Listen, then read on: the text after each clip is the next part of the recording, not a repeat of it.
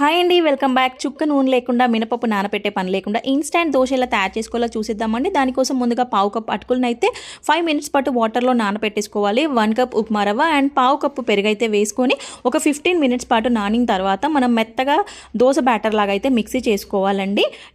ఈ స్టైల్లో అయితే దోశలు చాలా బాగుంటాయండి. చాలా టైం టేకింగ్ ప్రాసెస్ కూడా కాదు, తప్పకుండా ట్రై చేయండి. సో ఇలా మెత్తగా మిక్సీ చేసుకున్న బ్యాటర్లోకి పావు టీ స్పూన్ వంట సోడా అండ్ టేస్ట్కి సరిపడా సాల్ట్ అయితే వేసుకోవాలి. వంట సోడా అవైలబుల్గా లేకపోతే ఆ ప్లేస్లో బేకింగ్ పౌడర్ లేకపోతే ఈనో కూడా యూస్ చేసుకోవచ్చు.